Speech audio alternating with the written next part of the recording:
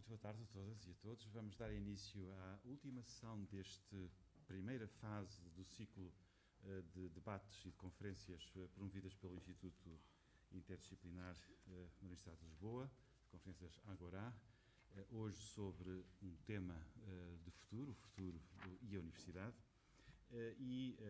A moderação destas conferências é sempre uma tarefa muito facilitada quando temos pessoas que não necessitam de apresentação, como é o caso da professora Graça Carvalho e do professor Marcelo Grilo. A professora Maria Graça Carvalho é atualmente conselheira do comissário Carlos Moedas, depois de ter feito uma legislatura no Parlamento Europeu como membro do grupo do PPE entre 2009 e 2014, e gostaria apenas de recordar o papel relevantíssimo que a professora Maria Graça Carvalho teve na aprovação do pacote final do programa Horizonte 2020, onde sabemos que teve um papel muito importante, sobretudo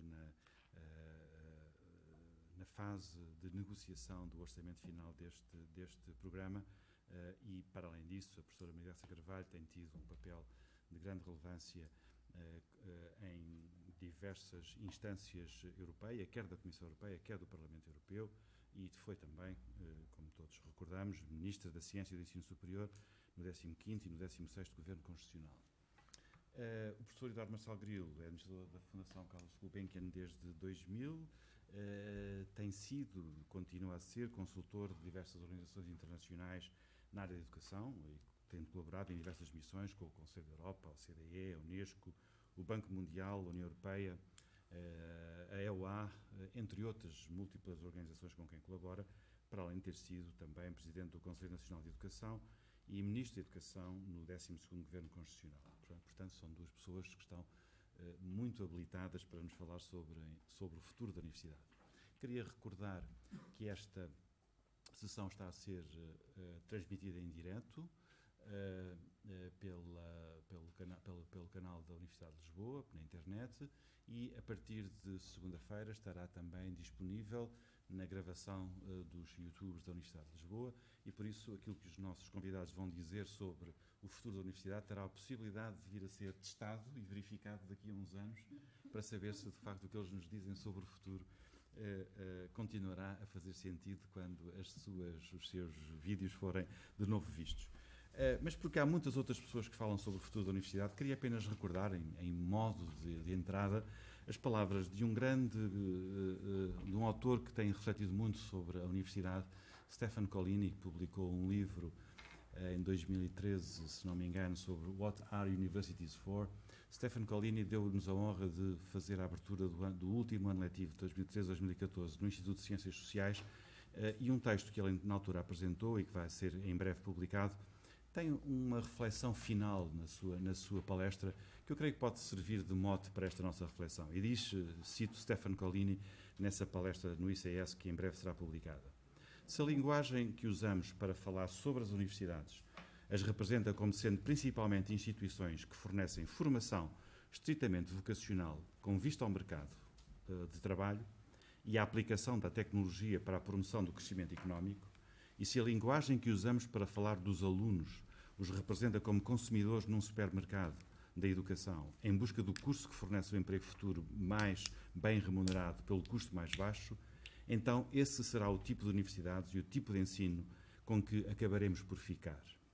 É, portanto, muito importante que tentemos articular uma concepção diferente e mais adequada daquilo que para aquilo que as universidades servem, para que é que What Are Universities For? Porque, de outra forma, arriscamos a prejudicar, ou mesmo, em alguns casos, a destruir as características definidoras das universidades e daquilo que as tornou tão valiosas para a humanidade na sua busca por uma compreensão mais extensa e profunda. E termina Stefano Collini: acalentar esta ideia pode ajudar-nos a recordar, por entre distrações de circunstância, que na realidade não somos mais do que meros guardiões para as presentes gerações de uma complexa herança intelectual que não criamos e que não podemos destruir. E por isso pensar o futuro da universidade é também, de alguma forma, ser portador dessa herança e desse legado que todos nós temos a obrigação de salvaguardar e de preservar, pensando no futuro. Para nos falarem sobre isso, vou então começar por dar a palavra à professora Maria da Graça Carvalho.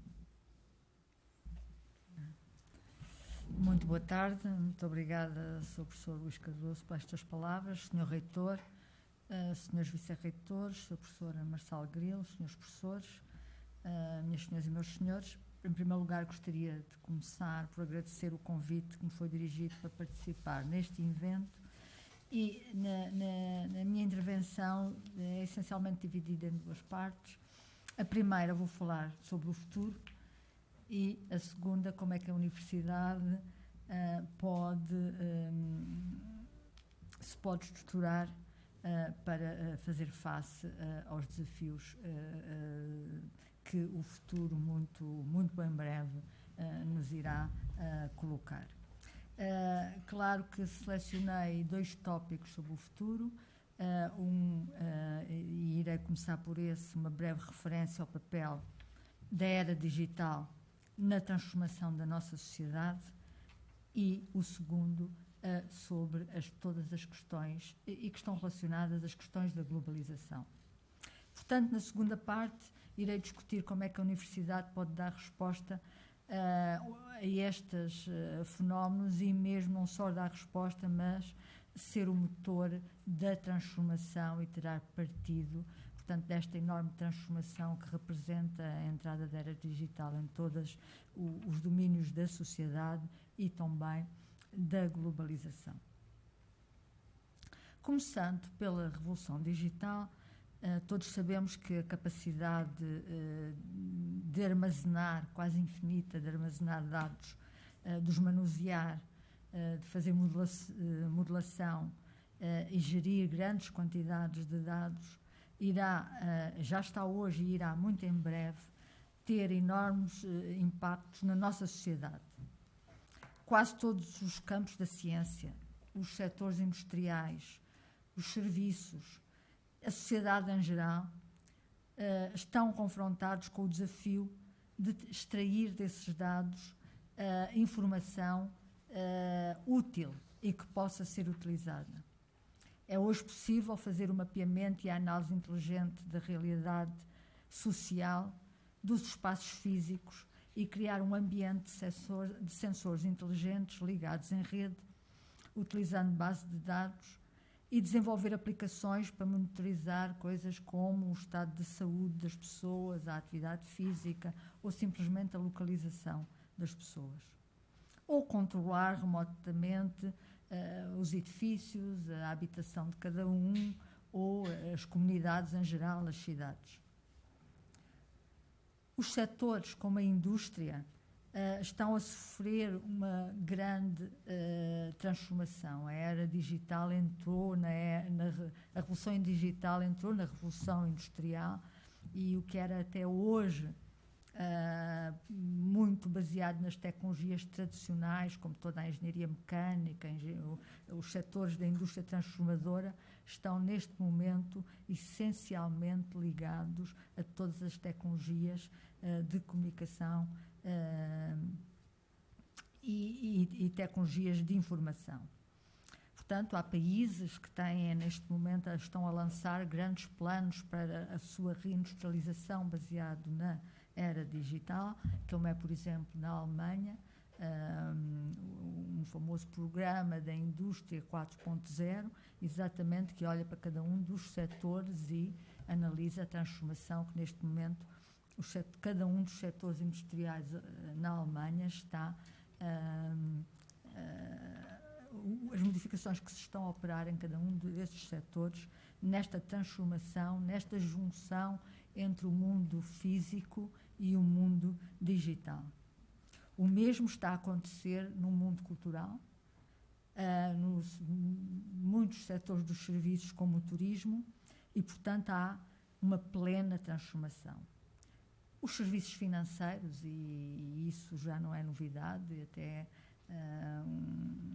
um investigador, economista, investigador muito conhecido em Portugal, que foi ministro, nos costumava dizer nas suas sessões sobre a crise de 2008, o professor Vítor Gaspar, que a crise de 2008 foi muito devido à introdução da era digital no mundo da macroeconomia e das finanças. Portanto, como tudo na vida, temos o lado bom e o lado mau de todas as transformações e de todas as revoluções tecnológicas. Mas isto para mostrar que a revolução tecnológica, a revolução digital está aí e está também a conduzir a uma transformação das formas de trabalhar, de como é que as empresas e as organizações se encontram os seus métodos de trabalho e se organizam os seus processos de produção e formas de trabalhar e de se relacionar. Ao mesmo tempo, há uma mudança universal no sistema científico. As alterações são impulsionadas pela facilidade de ligação em rede, a capacidade de armazenar e utilizar grandes quantidades de dados, a digitalização, também pelas expectativas da sociedade que a sociedade põe em relação à ciência. Esta dinâmica é muitas vezes conhecida como ciência aberta, open science.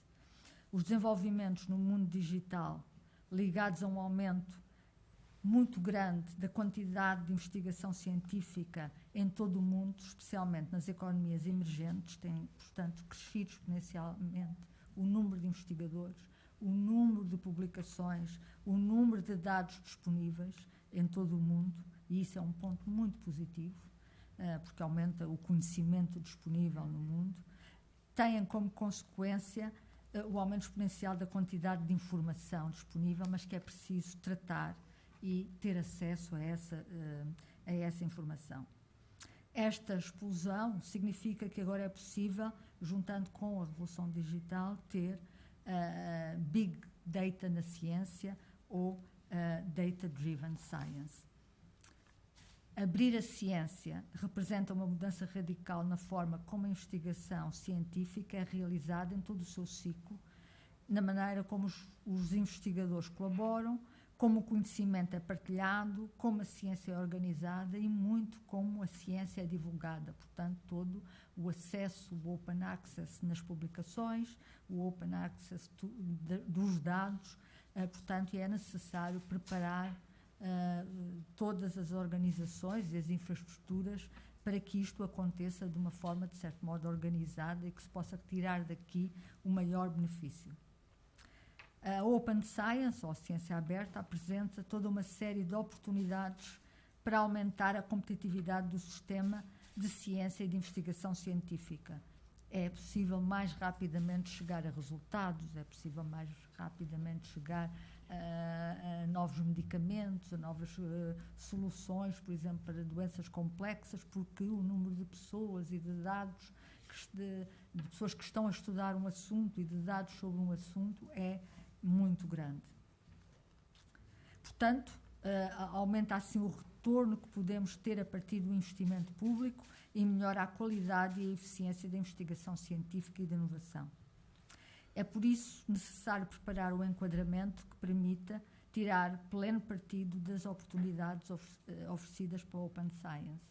E essa preparação tem que ser feita pelas entidades, por exemplo, europeias. Há determinados assuntos que dependem da Europa, há outros dos Estados-membros, das autoridades, dos governos, e outros das universidades e dos próprios investigadores. Há, portanto, todo aqui um trabalho de adaptação a esta nova realidade. Portanto, é necessário criar as condições que promova a ciência aberta através da remoção de barreiras, garantindo níveis adequados de proteção de dados, um sistema de direitos de autor e um sistema de propriedade intelectual e industrial adaptada a esta nova realidade. Uma das consequências bastante importante da era digital é a aceleração do processo da globalização. Os maiores desafios que enfrentamos hoje em dia não param nas nossas fronteiras e temos que nos preparar para os crescentes desafios da interdependência da economia global e da concorrência dos mercados internacionais.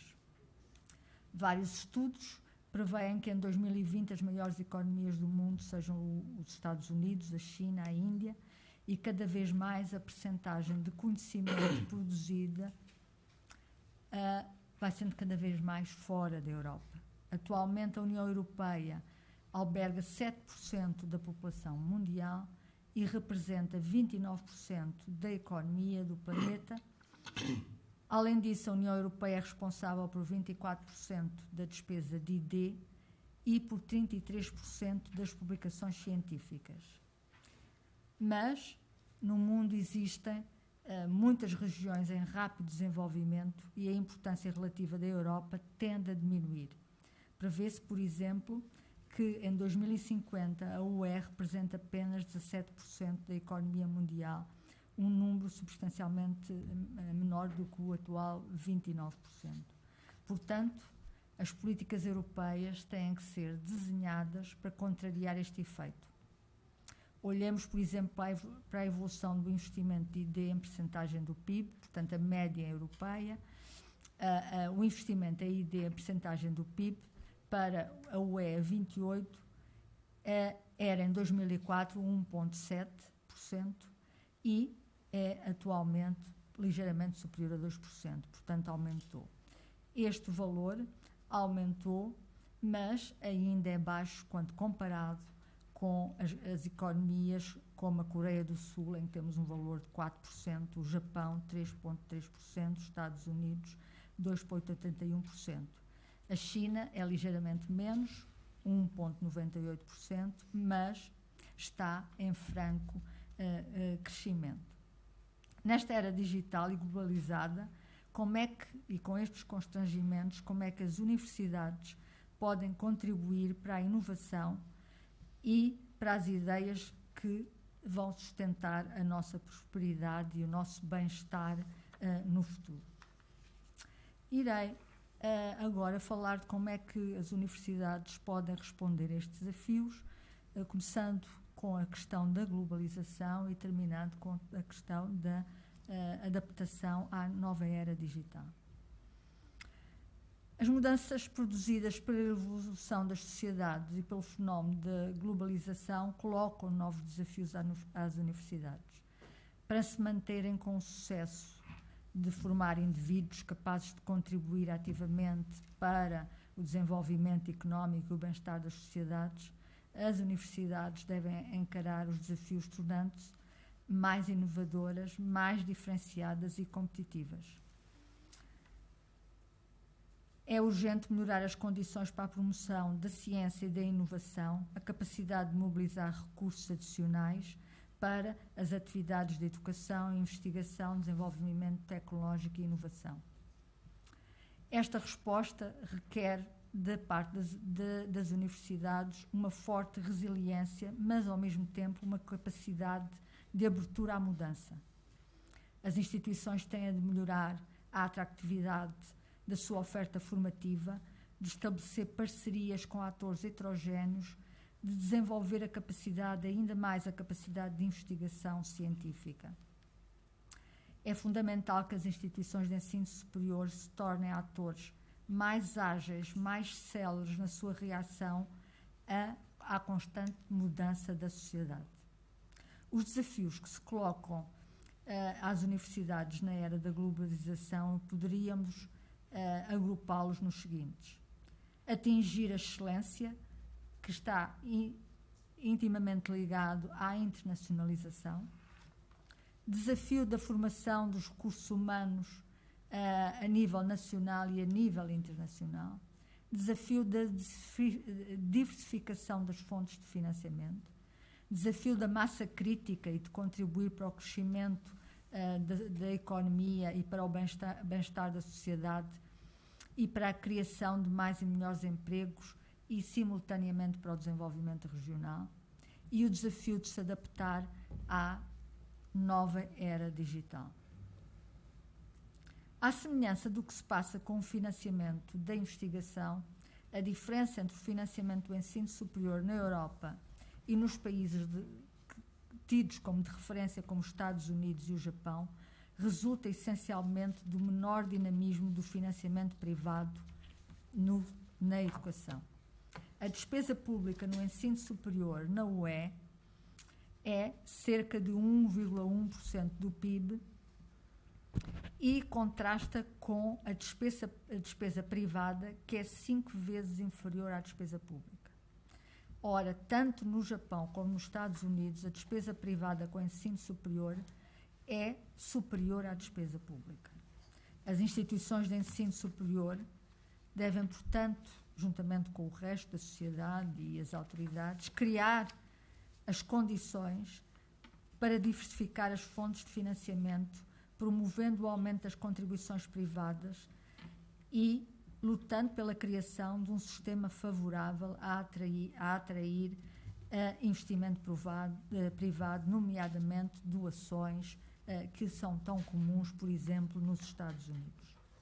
Contudo, para que isto aconteça, esta abordagem pressupõe uma verdadeira autonomia e responsabilização das instituições de ensino superior, de modo a permitir reagir à mudança, e as instituições de ensino superior devem ser libertadas do quadro de regulação excessiva, do ónus da microgestão, e deverão aceitar a plena responsabilidade institucional pelos seus resultados perante a sociedade e perante os financiadores. O segundo ponto de que falei foi exatamente a questão da falta de massa crítica e a fragmentação dos vários aspectos da ciência e inovação e das universidades na Europa. Comparando com os Estados Unidos, apenas 3% das instituições de topo nos Estados Unidos recebem cerca de 80% da despesa de ID. Em contraste, na União Europeia os recursos estão muito mais dispersos. Ora, nós não queremos mudar isto. O projeto europeu assenta na diversidade e essa diversidade é também um valor acrescentado. Não se pretende a mesma concentração de recursos como nos Estados Unidos. No entanto, é necessário arranjar soluções para que, mantendo a diversidade cultural europeia, consigamos aumentar a massa crítica para promover a excelência e poder competir a nível global. Esta solução para este problema é, no meu ponto de vista, as instituições, no âmbito de sua autonomia, deverão incentivar a ligação em rede, de modo a gerar essa massa crítica, de modo a atingir a interdisciplinaridade, forte dimensão europeia e internacional e ligação à sociedade. Apesar, a outra questão que se põe às universidades e à sociedade europeia em geral é a grande dificuldade em passar o conhecimento para a sociedade e para a economia. Apesar dos bons indicadores que a Europa tem em termos de investigação científica, nomeadamente investigação científica fundamental, a Europa é o primeiro bloco no mundo em termos de publicações científicas. Portanto, representamos 33% das publicações a nível mundial, à frente dos Estados Unidos, a qual corresponde 31%. No entanto, as condições de contexto para estimular a inovação, principalmente a inovação no setor privado, não têm o mesmo sucesso em maior parte dos países europeus. Isto confirma, mais uma vez, que o investimento em conhecimento e em ciência e inovação é uma condição necessária, mas não é uma condição suficiente para o crescimento e para a passagem do conhecimento para a economia e para a sociedade. As condições macroeconómicas, as regras da concorrência, o bom funcionamento do mercado, a política fiscal, a eficiência, a agilidade da administração pública, um setor dos serviços altamente qualificado, a capacidade de absorção por parte da sociedade de produtos, ideias e conceitos inovadores desenvolvidos pelos centros de saber, a menor existência de burocracia na sociedade e na administração pública. São aspectos que têm uma influência fundamental na passagem do conhecimento para a economia, para a sociedade e na valorização do conhecimento. Além de assegurarem a educação e a formação dos seus alunos, as universidades promovem investigação, produzem conhecimento, estimulam o progresso tecnológico e são muitas vezes os grandes atores que tentam fazer esta passagem do conhecimento para a economia e para a sociedade. E, portanto, prestam um inestimável serviço à comunidade e à sociedade. Mas é importante reforçar esta última componente. Para tal, é importante que as instituições de ensino superior aprofundem a ligação à sociedade, às regiões onde se encontram inseridas. É crucial que as instituições se tornem um motor de desenvolvimento, incentivando a inovação e a melhoria da produtividade dos agentes económicos e institucionais, auxiliando as regiões onde essas universidades estão inseridas e tornando-as mais competitivas e geradoras de novas oportunidades e de mais emprego. No que respeita à internacionalização, há que reconhecer que a batalha pela visibilidade e notoriedade internacionais das universidades europeias ainda não está ganha. Precisamos de uma maior participação em redes internacionais. As instituições devem se afirmar como polos de atração de talentos e de espíritos críticos e criativos. E, quando estou a falar da atração por parte das universidades, estou-me a referir a cientistas, mas também a professores, a alunos e a funcionários.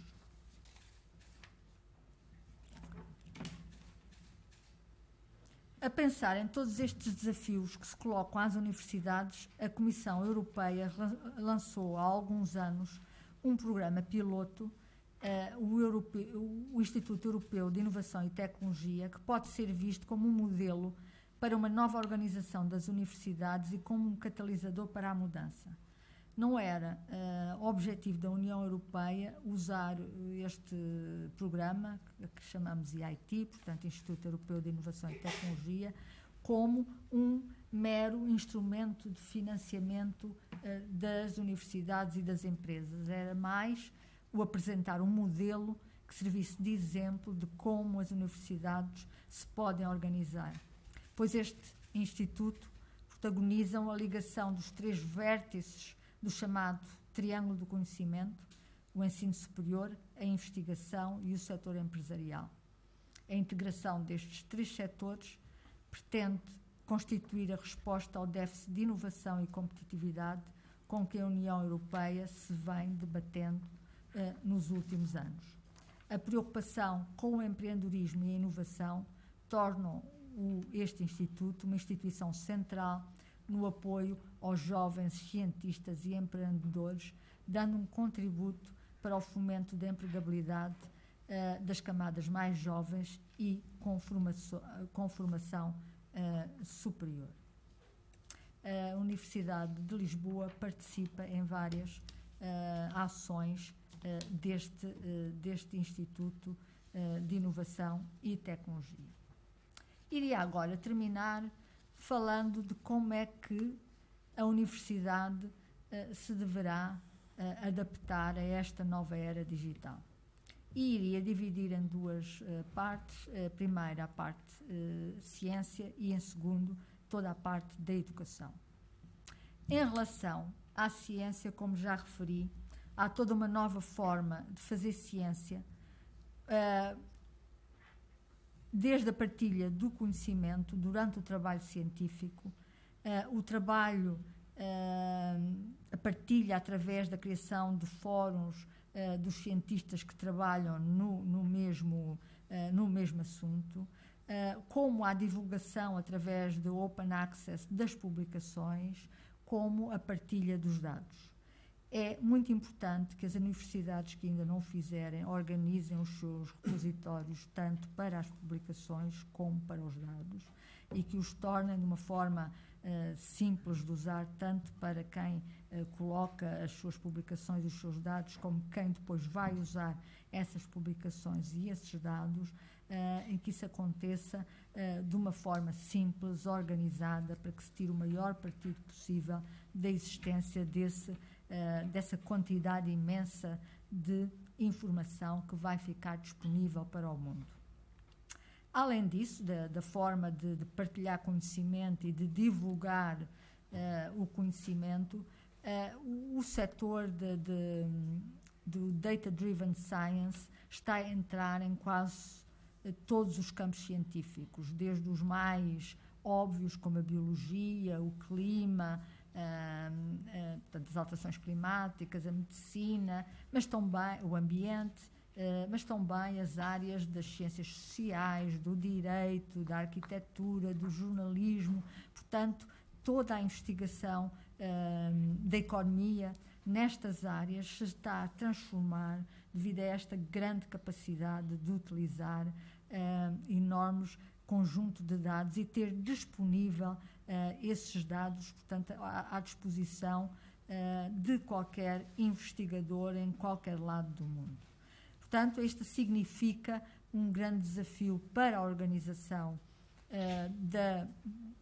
da ciência numa universidade e, portanto, há aqui um trabalho a fazer por cada um dos cientistas, mas também pelas direções das universidades, dos institutos, das faculdades, para proporcionar da melhor forma possível estas infraestruturas e as regras que gerem estas infraestruturas para que elas sejam de fácil utilização e de fácil acesso.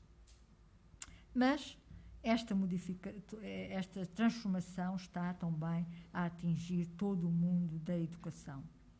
Portanto, aquilo que se chama uma transformação digital da educação. Aí, o aumento da capacidade, as universidades estão neste momento confrontadas com a necessidade de aumentar a capacidade de produzir licenciados, mestres e doutores nas áreas que são cruciais, que depois vão dar as aplicações para todas as outras áreas. E estou a falar em informática, as ciências da computação, as redes, estatística, a matemática, a modelação, high performance computing. Portanto, há neste momento, na maior parte das universidades, top universidades do mundo, um grande número de novos cursos de mestrado, de licenciatura, exatamente nestas áreas, e que isto acontece menos, está a acontecer menos ou com uma velocidade menor nas universidades europeias, e isto é algo que nos preocupa, porque nós não podemos perder este comboio, porque isto vai ser toda uma revolução da competitividade no futuro, e, portanto, teremos que organizar rapidamente mais licenciados nestas áreas. Mas não é só os licenciados e os mestrados e os doutores nestas áreas que são necessários, é também a introdução de disciplinas relacionadas com estas áreas nas outras áreas de conhecimento, como a medicina, como as ciências sociais, como o direito, como o jornalismo, para não falar das mais óbvias, como eu já referi, a biologia e o clima e o ambiente, que são áreas mais óbvias da utilização destas novas tecnologias. Para vos dar um exemplo, no ano passado, dos 1.400 novos alunos que entraram em Stanford, 1.100 estão matriculados, portanto, nas suas escolhas de cursos, 1.100 estão matriculados, portanto, no primeiro ano de licenciatura, em disciplinas da área, e vêm dos vários cursos, estão matriculados em disciplinas da área de Data Science. Portanto, porque sabem que o seu futuro, seja ele na economia, seja ele nas ciências sociais, será importantíssimo vão ser as ferramentas do futuro. Mas aqui temos um outro desafio que começa mais cedo. É que toda esta aprendizagem, todo o gosto por estas novas tecnologias tem que começar muito cedo, e tem que começar na educação, no todo um sistema de educação, desde criança, e são as escolas que se têm que adaptar a esta nova era e ensinar de uma forma diferente e atrair as crianças, porque é aí que estamos a começar, desde os anos primeiros de educação, para o sentir à vontade com estas novas tecnologias. Isto já acontece, e felizmente, em muitos casos, mas ainda não está generalizado. E há aqui um ponto que é de grande preocupação em todo o mundo, que é as questões do género nesta área. Os números de profissionais nestas áreas e de estudantes nestas áreas têm muito poucas mulheres, menos do que a média. E, em alguns países, há mesmo uma regressão, como nos Estados Unidos. Os números de mulheres nestas áreas mais ligadas às tecnologias de informação e comunicação têm diminuído desde os anos 80. Os números de profissionais nas grandes multinacionais da era digital, como a Apple, a Google, o número de mulheres, especialmente em lugares de topo, é muito diminuto. Portanto, há aqui também um grande trabalho a desenvolver, e aí é toda a sociedade, dos meios de comunicação, da televisão, de não criar estereotipos. Geralmente temos a ideia de alguém que gosta destas áreas, é sempre um rapaz isolado, que passa o tempo em frente ao computador, que tem dificuldades no relacionamento, e nunca é uma menina. E, portanto, temos aqui um grande trabalho a fazer para vencer esta batalha da igualdade de género nestas novas áreas de futuro. Portanto, é necessário começar cedo, em geral, e é necessário começar cedo também, tendo atenção a estas questões, e atrair também as meninas para todo este gosto pelas novas tecnologias. Não podemos perder esta oportunidade. Estamos a partir em desvantagem em relação aos Estados Unidos.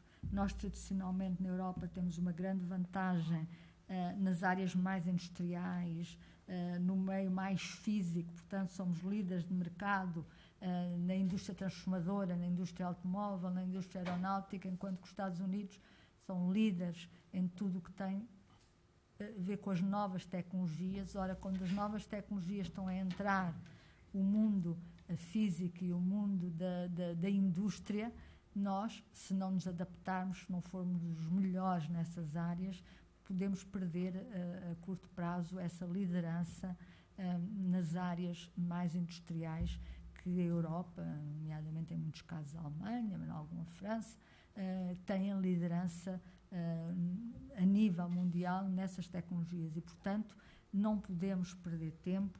Há muito a fazer por parte de quem constrói as políticas públicas, mas também de quem faz a gestão das universidades e de todos os investigadores, professores e de toda a sociedade.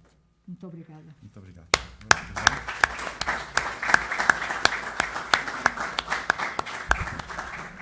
Muito obrigado, e não foi necessário avisar que estes debates decorrem com uma primeira meia hora, foi exatamente meia hora que a professora Maria Graça Carvalho utilizou na sua intervenção, ou se vai seguir agora 30 minutos do professor Marcelo Rico. Seguir-se-á depois um debate de meia hora também com a assistência. Começo por cumprimentar o Sr. Professor José Luís Cardoso, que coordena este debate, e a professora Graça Carvalho, que está aqui nesta mesa e que acabou de fazer a sua intervenção, e que eu cumprimento. O Sr. Reitor, o professor Cruz Serra, meu querido amigo, a todos os meus cumprimentos, e o gosto e a satisfação por estar aqui, e o facto de ter sido convidado, que muito me distinguiu. A professora Graça Carvalho disse praticamente tudo relativamente àquilo que são as suas preocupações e aquilo que são algumas das linhas, não apenas de reflexão, mas de políticas para o futuro e para aquilo que pode ser o enquadramento da universidade no futuro. Eu irei apenas fazer alguns apontamentos que me parecem ser interessantes para um debate posterior. O primeiro, que aliás a doutora Graça Carvalho referiu, é esta questão da globalização e da digitalização, a que eu chamaria a complexidade crescente. Isto é, nós estamos perante um mundo que, à medida que o tempo vai passando, nós vamos vendo, e e todos nós, com mais ou menos idosos, com mais novos ou menos novos, temos esta ideia de que as coisas mudaram imenso nos últimos 20 anos e se preparam para mudar imenso nos próximos 20 anos. E, portanto, há aqui um fator ligado à complexidade que é o da imprevisibilidade. Há uma enorme imprevisibilidade, porque todos estes estudos que são feitos, se nós formos ver há 15 ou 20 anos atrás, o que eram os estudos prospectivos, ficaram todos muito aquém da realidade. Isto é, ficaram todos muito fora daquilo que foi o quadro de evolução que se acabou por verificar. E isto traz para as instituições como as universidades não é apenas um desafio, é um desafio e um conjunto de pressupostos, de interrogações, de algumas perplexidades, no sentido de se perceber como é que a universidade deve atuar. O que é que cabe à universidade como uma instituição secular que tem aguentado praticamente todas as vicissitudes da história e que é anterior às universidades europeias. Já os árabes tinham universidades com estas características, não exatamente estas, mas enfim, que estiveram na base das próprias universidades europeias.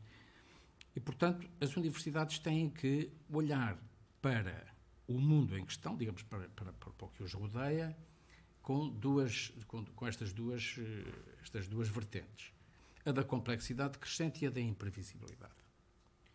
E, portanto, como as universidades, essencialmente, são instituições que produzem conhecimento, garantem uma herança cultural, foi o termo que utilizou há pouco, ou devem garantir uma herança cultural, ou contribuir para a garantia da herança cultural, que é o mesmo que dizer é preciso preservar a memória, que é uma coisa que se está a perder muito em alguns sítios. Por perder a memória é uma coisa muito... Não são só as pessoas com Alzheimer que perdem a memória, são as instituições que também acabam por perder a memória. E, por outro lado, para além da criação, da produção e criação de conhecimento, há daquilo que nós podíamos chamar a formação dos recursos humanos mais qualificados. Sejam a que nível for, sejam os pós, sejam os docs, sejam os mestrados, seja o que for. Portanto, estas duas grandes tarefas acabam por ser muito influenciadas por aquilo que é a tal complexidade e a tal imprevisibilidade. Para prever e para nos salvaguardarmos em relação à imprevisibilidade, eu sou um grande defensor de que as formações universitárias têm que ter sempre uma grande base de sustentação.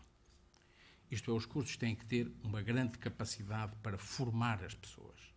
Há bocadinho, quando a doutora Graça citou, salvo erro, o doutor Vítor Gaspar, quando ele terá dito que a crise de 2008 era provocada por uma revolução digital, eu acho que sim, mas também foi criada pela falta de ética dos agentes financeiros. A falta de ética dos agentes financeiros. E isto deve ser dito, que é para se perceber que a ética não deve estar ausente da formação. E este aspecto, para mim, é particularmente importante porque me leva à questão dos valores.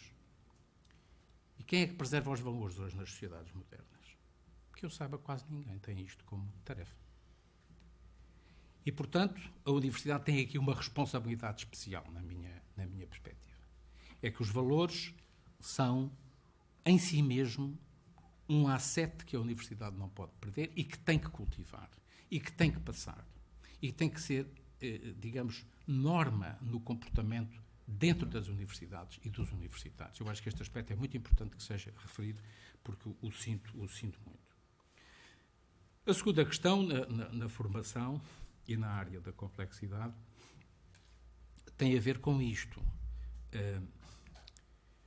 Nós estamos ainda a fazer muitas formações clássicas, não é? Os engenheiros são engenheiros, os juristas são juristas, os médicos são médicos, os economistas são economistas, os físicos são físicos, os químicos são químicos, etc. E eu julgo que há aqui, por exemplo, nós estamos sempre a citar os americanos como, ou pelo menos algumas instituições americanas, como uma espécie de benchmark para nós. Eu, nesta matéria, sigo muito aquilo que faz Harvard e que faz o MIT, que é, por exemplo, nos cursos das ciências exatas, das tecnologias e das engenharias, ser obrigatório que os estudantes frequentem cadeiras da área das ciências humanas. Por cada semestre têm que fazer duas. Ou História da Arte, ou Filosofia, ou Sociologia, ou Teatro, enfim, esta panóplia de áreas das ciências humanas que permitem ao cidadão, não é ao engenheiro, é ao cidadão, poder ser mais completo, ter uma visão mais alargada do mundo, porque senão não percebe a complexidade onde está e passa a ter uma coisa só específica.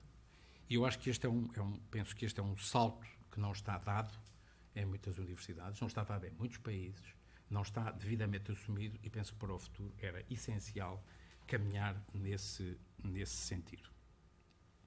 A segunda questão, relacionada não com a formação dos recursos humanos e com as formações académicas, mas com a investigação científica, prende-se com uma matéria que nos últimos meses tenho tentado abordar com várias pessoas, em termos europeus e alguns americanos, que é o que é isto da investigação aplicada e da investigação fundamental.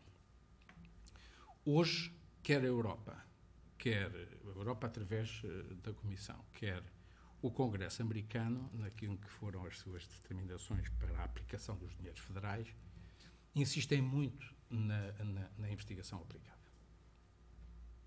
E nós tivemos aqui, há cerca de 3 semanas, teve cá o presidente da Howard Hughes, com quem nós temos uma relação privilegiada, e ele contou uma coisa com algum interesse que eu aqui relato. É que um grupo de CEOs das grandes empresas americanas foram ter com o Obama e disseram-lhe que o Congresso está a cometer um grave erro, porque está a querer que os dinheiros federais sejam aplicados em investigação aplicada e nós queremos que eles sejam aplicados em investigação fundamental. E isto é o mundo empresarial que sente que é capaz de produzir investigação aplicada, mas não é capaz de produzir investigação fundamental e sem investigação fundamental não há investigação aplicada. E este é que é o grande ponto disto.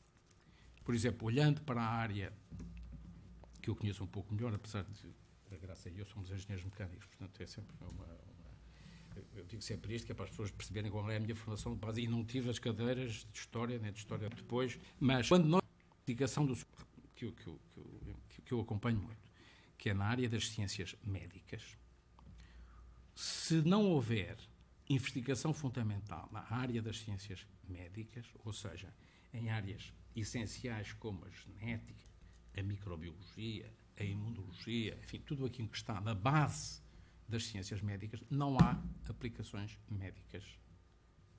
Só haverá aplicações médicas em produtos farmacêuticos, em equipamentos, em técnicas, etc., se houver uma investigação fundamental. Quem é que a deve financiar? Eu penso que aqui o papel do Estado, enfim, o dinheiro de todos nós, é absolutamente essencial. E é absolutamente essencial, a doutora Graça levantou aqui uma questão que é muito sensível, é que a Europa investe muito pouco no setor privado, enquanto nos Estados Unidos ocorre o contrário. Portanto, há aqui uma espécie de corrida atrás de um prejuízo, há aqui um prejuízo que nós vamos ter que tentar combater na Europa, que eu penso que é possível, é possível, mas é necessário que as universidades também tenham a capacidade de mostrar que o que fazem é de relevância para as próprias empresas, como ciência fundamental.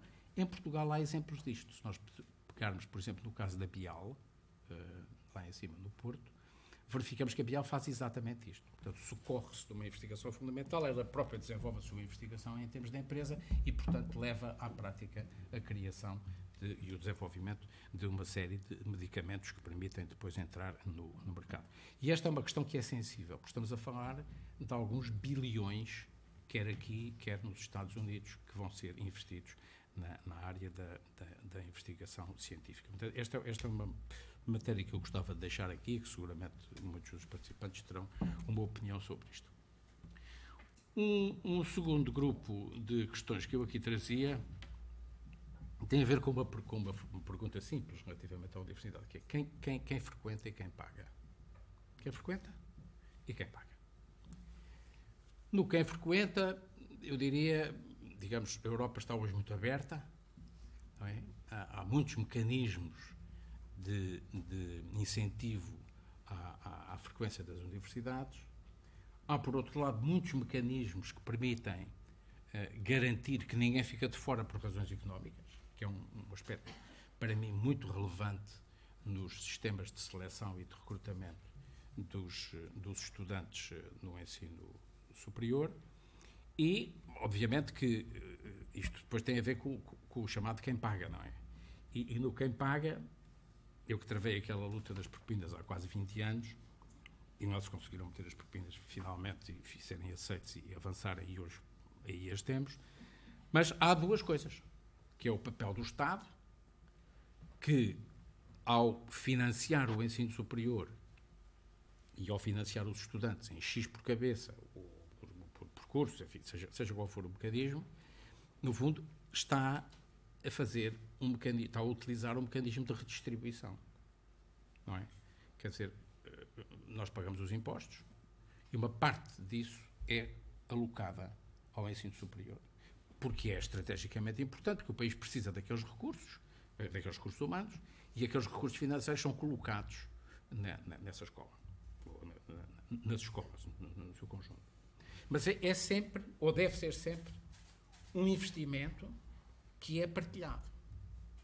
Porque o papel, ou melhor, o benefício que cada um recolhe do curso que frequenta no seu términos, deve ser compensado e deve ser pago. E, portanto, há aqui uma espécie de um equilíbrio, de um balance entre uma coisa e outra, no sentido de assegurarmos que ninguém fica de fora, desde que tenha capacidade para o frequentar, e que os recursos do Estado são aqueles de que o Estado dispõe para aquela área de investimento em políticas públicas. E, portanto, há aqui, para os agentes políticos, um equilíbrio que tem que estar permanentemente a ser repensado, e que tem que, digamos, este equilíbrio entre uma coisa e outra, para que nós, em certa altura, não vejamos as pessoas fugir da universidade por razões económicas, nem vejamos o Estado a fazer um investimento para o qual não tem capacidade. Eu aqui gostava de dizer o seguinte apenas como nota. Quando a universidade reclama mais dinheiro dos nossos impostos, falo sempre pelas boas razões. Quer dizer, temos que admitir que o Sr. Reitor não se dirige ao Ministério das Finanças ou ao Ministério da Educação com uma reivindicação de financiamento para festas. Não é? Agora, partindo do pressuposto de que a universidade tem o seu projeto e tem o seu desenvolvimento e tem a sua evolução, aquilo que eu estou convencido é de que nunca ninguém será capaz de satisfazer aquilo que é a forma como a universidade pretende encarar o seu futuro e desenvolver-se, porque a universidade é ambiciosa. E bem, é ambiciosa. E, portanto, há aqui também um equilíbrio e um trade-off entre uma coisa e outra, entre aquilo que são as possibilidades e aquilo que são as necessidades, sendo que as necessidades são sempre maiores do que aquilo que são as capacidades de financiamento. Na área, por exemplo, da investigação, será sempre imparável. Eu vejo pelo nosso Instituto Gulbenkian de Ciência, ali em Oeiras, que depende de que eu tenha um papel no Conselho de Administração, tudo aquilo que possa ser colocado será sempre insuficiente para aquilo que são as perspectivas de quem gera o Instituto. E, portanto, há aqui um diálogo que é necessário manter, e isto em si mesmo não é um defeito. Eu acho que isto é uma virtualidade do sistema, que é o de ter instituições muito ativas, com projetos muito bem definidos, sabendo exatamente o que querem e terem a necessidade desses tais financiamentos, muitas vezes financiamentos extras. Isto prende-se com uma questão, que é a questão da autonomia das instituições. O conceito de autonomia é sempre um conceito muito, muito difuso, porque quando se pergunta às pessoas, mas exatamente o que é autonomia? Eu diria assim, eu acho que a autonomia é deixar trabalhar as instituições. É deixá-las trabalhar. Deixem-nas trabalhar. Deixem-nas traçar o seu próprio percurso e não lhes pôr barreiras excessivas. É evidente que tem que haver controle, monitorização, avaliações, inspeções, essa coisa toda, porque há sempre quem transgrida e quem esteja um pouco à margem e que se coloca um bocadinho à margem daquilo que são as regras que ditam o Estado de Direito, mas eu pessoalmente, aliás, falava nisso com o professor Cruz Serra há pouco, tenho a sensação de que nós temos uma tendência para complicar e para criar uma espécie de teia burocrático-administrativa que leva às instituições, muitas vezes, não digo à desistência, porque os responsáveis universitários normalmente não desistem, porque são pessoas que perseguem determinados objetivos e têm, sobretudo, são sempre pessoas com muitas dúvidas, como é típico dos investigadores e dos académicos, que é terem mais dúvidas do que certezas. E, portanto, a minha convicção é de que há um trabalho a fazer nesta área, não apenas em Portugal, a Graça conhece muito bem o resto da Europa, e há um trabalho a fazer em Portugal, como há um trabalho a fazer na Europa, no sentido de a universidade poder ter aqui, eu não digo um estatuto de privilégio, mas pelo menos um estatuto que lhe permita levar à prática o seu próprio projeto. Porque a universidade tem que ser uma organização. E para ser uma organização tem que ter objetivos, tem que ter um sistema de governance interno, tem que ter um sistema de procedimentos que lhe permita garantir a qualidade nos vários sectores e tem depois que controlar o seu próprio output. E, portanto, a universidade é uma organização em si mesma. Ou melhor, deve ser uma organização em si mesma. Muitas vezes não é. Porque como está muito dependente de quem de fora diz o que é que se deve fazer, tu podes fazer isto, não podes fazer aquilo, para fazeres aquilo tens que me pedir licença, isto em certa altura torna-se um labirinto onde os responsáveis universitários têm dificuldade em se mover. Uma nota relativamente a este sublinhado intenso que a doutora Maria da Graça fez relativamente à digitalização da universidade e à digitalização da vida moderna, não é só da universidade. Estamos todos envolvidos neste sistema tão complexo em que temos este acesso à informação com estas coisinhas, com os cliques que a gente tem no gabinete e que nos permitem viajar, andar por aqui e por além.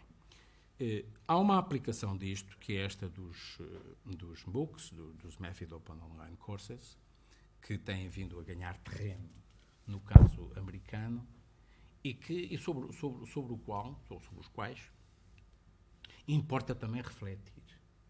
Importa refletir sobre isto.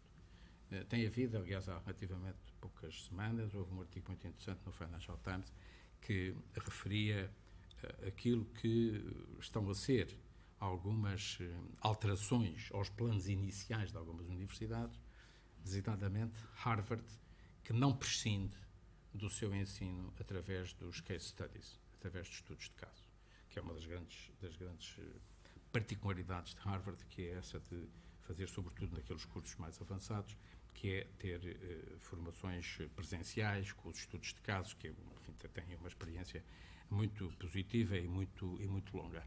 Eu acho que aqui nós ainda não estamos nesta fase. Estaremos a dar alguns passos nesta nova fase de intervenção, de lógica de intervenção das instituições, das universidades. Eu acredito muito que é possível utilizar este ensino, este Open Online Courses, ou estes Open Online Courses, de uma forma massificada, aliás, como o próprio nome o indica, no entanto, com algum granuçalis nisto, quer dizer, por vezes há uma certa tendência para as modas, não é? Entra-se numas modas e depois não se faz uma reflexão sobre aquilo que é o caminho da moda e cometem-se alguns erros, e eu aqui apenas lançava aqui esta questão como uma questão que eu considero relevante. A outra questão, são mais duas que eu tenho aqui. Uma que é a importância que a doutora Graça também referiu, que é das redes, e das redes, sobretudo, ao nível internacional. A Europa aí e a Comissão Europeia têm feito um enorme esforço. Eu acompanhei muito o arranque do Erasmus Mundus, presidi lá uma coisa que que era uma espécie de grupo que fazia uma avaliação final das propostas, e percebi a importância que aquilo tem. E era capaz até de dizer o seguinte: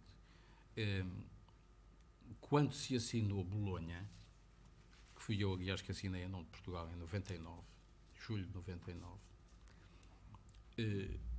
se me perguntassem hoje, é sempre fácil dizer isto, não é? Se me perguntassem o que é que eu teria assinado mais, eu diria que teria assinado o Erasmus Mundus. O Erasmus Mundus veio com muitos anos de atraso em relação àquilo que foi a estratégia, entre aspas, aquilo que foi a declaração de Bolonha, porque Bolonha não é nem um método, nem um processo, nem um sistema, nem um projeto. É uma declaração, essencialmente política, que teve depois consequências teve consequências muito tempo depois. E o Erasmus Mundus deveria ter sido, digamos, o instrumento pelo qual haveria a possibilidade de criar imediatamente incentivos para que determinado tipo de iniciativas viesse a ter lugar ao nível das universidades. Finalmente, uma nota sobre a Comissão Europeia. Eu julgo que a Comissão Europeia tem hoje alguns instrumentos poderosíssimos na mão. Por exemplo, o presidente do nosso Scientific Advisory Board do IGC, que é o Kai Simons, é um finlandês que trabalha no Max Planck, fez-nos há relativamente poucos dias, em fim de abril, fez-nos um relatório depois da reunião aqui desse SAB, o Scientific Advisory Board, em que dizia uma coisa muito interessante. Dizia: hoje na Europa, o grande fator que determina a excelência na investigação está muito relacionado com as ERC, com as European Research Council Grants. E porquê? Porque o sistema é muito exigente, é muito competitivo. Portugal tem vindo a fazer razoavelmente bem nesta área, como tem vindo a fazer noutras. Por exemplo, não sei se têm ideia, mas nós temos nas bolsas do Howard Hughes, que são dadas para o exterior, Portugal é o segundo país do mundo com mais bolseiros Howard Hughes.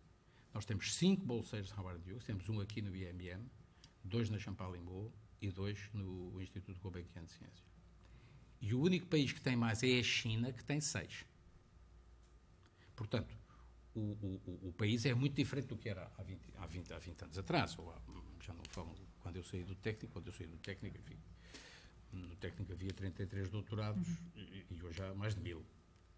Portanto, isto mudou-se radicalmente. Mas a Europa tem aqui hoje um papel, e eu acho que isso deve-se muito a quem na Europa tem vindo a conduzir este processo na área da investigação, do financiamento e dos programas de formação avançada, os mestrados, os doutoramentos, toda esta panóplia de grandes investimentos que têm sido feitos, ou melhor, de investimentos que são muito consideráveis, mas que se calhar, a doutora Graça saberá isso melhor do que eu, estão sempre aquém daquilo que são as necessidades que os países vão apresentando, e o Parlamento não sei muito bem onde é que estão os nós górdios disto, mas a Europa tornou-se, ela própria, uma referência e os instrumentos que utiliza permitem dar-nos algumas garantias de qualidade, de financiamento, de avaliação cuidada. Não estou a falar da avaliação que se fez aqui, estou a falar de outra coisa, estou a falar da avaliação em termos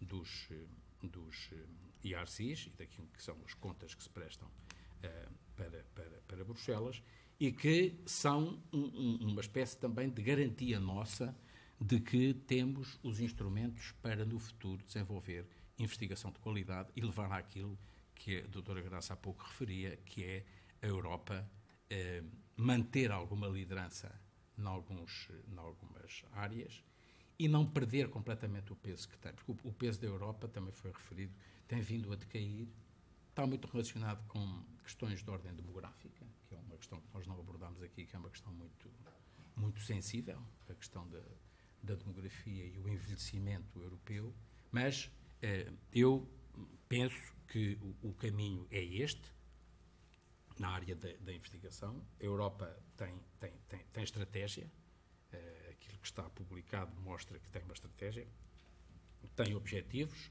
vamos ver se os conseguimos todos alcançar dentro daquilo que são o Horizonte 2020, é no fundo uma esperança para nós todos, no sentido de quando chegarmos a 2020, termos uma situação bastante melhor do que aquela que temos hoje. Ou, pelo menos, permitir ou conseguir que não haja degradação das condições que os indicadores nos dão.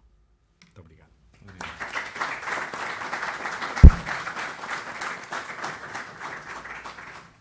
Muito obrigado, professor Marcelo Grilo. Muito obrigado também de novo, professora Graça Carvalho. Abríamos agora um período de perguntas, comentários, questões que queiram colocar, também de meia hora, sensivelmente, e eu começava por justamente dar oportunidade a todos que na assistência se queiram pronunciar. Pedia apenas que se identificassem.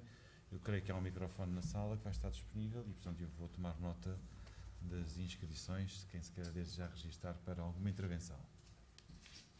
Pergunta? Sim?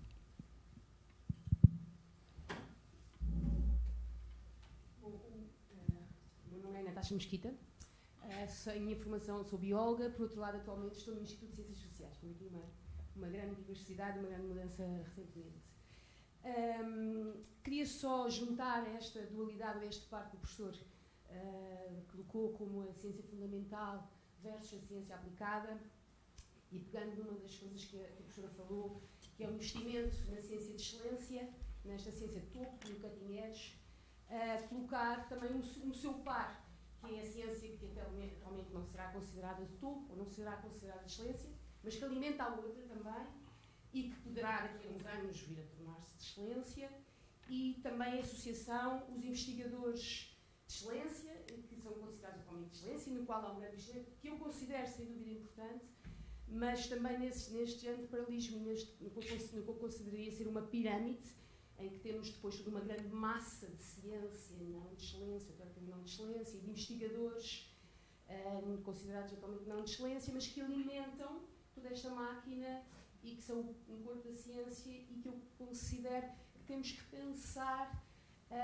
que estes investigadores e toda esta outra ciência que não é de topo está atualmente a ter perspectivas muito reduzidas de futuro, e porque realmente todos os nossos esforços têm sido no sentido, e eu acho que esta outra base da pirâmide, o corpo da pirâmide, estão um pouco a ser esquecidos. Muito bem. Talvez por dificuldades nos recursos disponíveis, acredito. Talvez pudéssemos tomar ainda uma outra questão, uma nova questão. Não sei se alguém queira. Se não, enquanto vão pensando, professora Graça Carvalho, quer ajudar este... A questão da pirâmide. Eu, por acaso, acho muito interessante esta imagem da pirâmide, porque só podemos ter investigadores excelentes se tivermos uma base de investigação e se tivermos um grande número, primeiro licenciados, depois de mestres, depois de doutores, e daí os melhores, e que também tiverem condições e sorte, que também acontece, e financiamento, tornam-se excelentes, mas sem essa base não temos investigação de excelência, e essa base passa pelas condições na ciência, nas universidades, mas também alguma cultura científica da sociedade, e, portanto é preciso isso tudo para que um país tenha condições para excelência científica. Portanto, ela não aparece isolada, poderá aparecer, mas é uma exceção. Agora, quando queremos de uma forma sistemática promover a excelência, temos que promover, portanto, há todo um pipeline, há toda uma cadeia que tem que ser promovida, desde as boas escolas, às boas escolas, liceus, universidades, mestres, doutores e centros de investigação, e daí nascerão os excelentes, mas sem essa base não nascem os excelentes. Poderá haver exceções, mas serão sempre exceções. Eu aproveitava que, quando estamos a falar de ciência fundamental e de ciência aplicada, para esclarecer aqui uma questão. Não há uma mudança de prioridades da investigação fundamental para a investigação aplicada a nível europeu. Aliás, a grande prioridade tem sido e continua a ser em investigação fundamental. Aliás, o IRC duplicou do 7º Programa Quadro para o Horizonte 2020, duplicou o seu orçamento Agora, quando houve um reajustamento dos orçamentos dentro do Horizonte 2020, por causa do programa de investimento criado pelo Presidente Juncker, exatamente os programas que foram, que se mantiveram e, portanto, que não tiveram nenhum corte, foi o IRC, o Marie Curie e o Teaming, portanto, que são os programas dedicados à investigação fundamental. Agora, o que se passa é que, ao mesmo tempo, há o financiamento para projetos de demonstração que correspondem a falhas de mercado, tecnologias que não iriam ver a luz do dia se não tivessem alguma ajuda pública na sua demonstração. Portanto, a primeira vez que se faz uma demonstração inovadora de uma determinada tecnologia que vai-se para a escala piloto e depois para a demonstração, de tal maneira arriscada que sem um auxílio público essa demonstração não iria acontecer. O que é diferente de existir um redirecionar para a investigação aplicada. Portanto, a grande prioridade do Horizonte 2020 é o IRC e o Marie Curie, que são essencialmente dois grandes instrumentos reconhecidos a nível mundial de promoção da investigação fundamental. Eu acho que a questão que levantou é muito pertinente, porque, no fundo, nós podemos ter aqui, vamos imaginar, dois cenários muito contrastados. Portanto, um cenário em que o Estado só apoia financeiramente o que for o top, e um cenário em que o Estado apoia indiferenciadamente uns e outros, os bons, os maus, os péssimos, os tops, os não tops, etc. São dois cenários contrastados. Tem que se encontrar aqui uma solução de compromisso nisto, porque não se pode, esta disseminação de meios e de recursos financeiros, por cada um tem lá 10 investidores, a gente paga por cabeça, é um modelo completamente errado, porque é um modelo que não nos leva a parte nenhuma. Por outro lado, o modelo de dizer, nós aqui até vamos selecionar os tops, também não são os tops todos, são só meia dúzia de tops nas áreas que poder político, entende que são as prioridades para o país.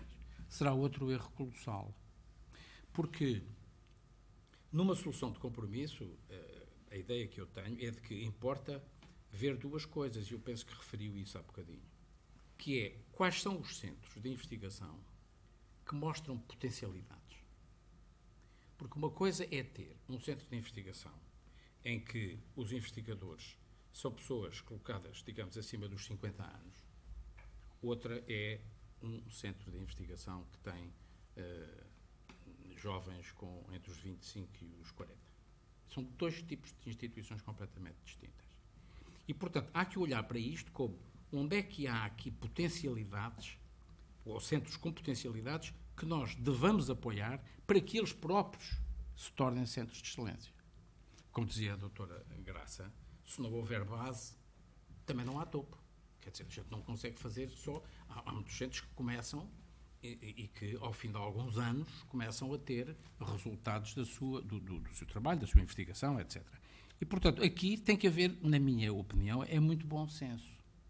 Para não se criarem rupturas artificiais, ou melhor, rupturas reais, que levam, muitas vezes, à destruição de coisas que podiam ser particularmente interessantes e que podiam ser úteis no futuro e que se podiam transformar em centros com relevância nacional e internacional. Hoje não há relevância nacional, não é? Só a relevância ou é internacional ou não é. Quer dizer, não se pode ser o melhor da rua, não é? Quer dizer, aqui por exemplo, o que eu disse há pouco das IRCs, as IRCs são feitas a nível europeu e, portanto, todos concorrem e, portanto, estão todos em pé de igualdade e quem tem qualidade ganha, quem não tem qualidade não ganha. E, portanto, aí está um filtro muito importante para poder distinguir quem é quem de quê. E, agora, há que olhar, sobretudo numa política de distribuição de recursos, é perceber se os recursos, ao serem aplicados em centros com grandes potencialidades, e há-os seguramente, em todas as áreas, muitos centros com muitas potencialidades, mas também não criar aquela ideia de que todos têm muitas potencialidades. Isto também não é verdade. E, portanto, há alguns centros que seguramente e de forma racional devem, pura e simplesmente, terminar aquilo que faziam. E isto tem que ser assumido. Porque, mesmo que os recursos... Eu não estou a falar por os recursos serem escassos. Os recursos são sempre escassos. Mas, neste caso, não estou a dizer isto pelos recursos serem escassos. É que, se os recursos forem maiores, então o investimento deve ser feito mais naqueles que já deram os seus resultados. Ou que já apresentaram os seus resultados e que têm uma cotação mais elevada. Agora, há aqui uma questão de equilíbrio, de bom senso e, sobretudo, não cometer erros. Não é? Eu acho que nesta avaliação que se fez, cometeram-se 2 ou 3 erros. Não digo capitais, porque é um bocado excessivo. Capital é sempre uma coisa já de corte, mas não diria isso, mas cometeram-se alguns erros capitais. Bom, então, o Sr. Reitor confirma que são capitais, portanto eu referirei erros capitais que podem, digamos, ter uma influência muito negativa pela forma como algumas áreas foram tratadas. Não é? Quer dizer, houve algumas áreas, eu não segui com o detalhe talvez que devesse seguir, e estou a falar de uma instituição que é o IGC, que teve o topo do topo, teve 20, portanto não tem nenhuma razão de queixa em relação àqueles onde tenho responsabilidade, mas, por exemplo, considero um bocadinho estranho que tenha vindo à Universidade do Porto, à Faculdade de Arquitetura, uma equipa fazer a avaliação e que nenhum era arquiteto e ninguém sabia quem era o Cisa Vieira. O que eu acho que é uma coisa um bocadinho estranha, não é? Em termos europeus, não saber quem é o Cisa Vieira e verem 3 experts que não são arquitetos, é um bocadinho estranho. Mas isso, a responsabilidade foi da European Science Foundation, até onde eu sei. Peço desculpa ter entrado neste detalhe. Mas... Nós, com estes detalhes, corremos o risco de centrar a discussão num tema que nos é muito caro. Eu não quero fazer isso. Mas foi só um passar. Não sei se há alguma questão. Temos ali. Muito boa tarde a todos. Eu sou João Pedro Vieira, sou presidente da Associação Académica da Universidade de Lisboa e estou cá também nessa comissão e na condição de estudante do último ano da Faculdade de Medicina e tenho aqui algumas considerações que gostaria de fazer, não sem antes felicitar a organização das conferências que decorreram aqui durante os últimos meses, nomeadamente da pessoa do professor Rogério Gaspar, que sei quem colocou grande empenho nesta iniciativa e neste tipo de iniciativas, nas quais eu procurei marcar presença dentro daquela que é a minha disponibilidade, mas que ainda assim creio que merece o reconhecimento daqueles que nelas vão participando e que daqui extraem certamente alguma informação útil para o futuro. Eu creio que estaremos todos, ou quase todos, certamente de acordo em muitos dos pontos que aqui foram focados em relação ao papel da universidade no futuro, ou de qual é o papel que a universidade pode e deve assumir na construção desse futuro, seja ele mais próximo ou mais longínquo. Eventualmente, a minha condição de estudante obriga-me a estar em desacordo quase com a questão das propinas, mas creio que sobre ela já todos teremos certamente dissertado muitas vezes. Eu ainda assim ficaria a questão apenas no financiamento por um motivo, porque, embora compreenda a visão do professor Marcelo Grilo aqui, quando foca a divergência que existe entre aquilo que são as reais possibilidades e as necessidades que são certamente infindáveis, sobretudo num panorama de crescimento ou tentativa de crescimento do ensino superior, da inovação, da investigação, e ainda que eu compreenda, a pergunta que eu deixava era se de facto não considerará que neste momento o país foi muito além no corte ao financiamento do ensino superior, ou pelo menos naquela que tem sido a estratégia dos últimos anos, e quando eu digo os últimos anos, não estou com isto a assumir que isso aconteceu apenas nos últimos 3 ou 4, eu acho que é uma trajetória que vem sendo assumida pelo menos há 6 ou 7 anos, eu diria quase de alguma contração no financiamento, ou pelo menos na forma como ele vem acontecendo, e a minha pergunta é se de facto não teremos ido além daquilo que é a dicotomia entre a possibilidade e a necessidade, porque da experiência que eu tenho, ainda que não tenha certamente sequer a experiência equiparável a muitos daqueles que aqui estão hoje, mas da experiência que eu tenho e do conhecimento curto que tenho da realidade, o que me parece é que teremos ido um pouco além daquilo que seria expectável e que, quando falamos hoje de financiamento do ensino superior, e aqui distancio da investigação, porque creio que é uma discussão totalmente diferente daquela que é o financiamento das instituições por si, enquanto faculdades e universidades, e por isso creio que a questão também deve surgir em separado.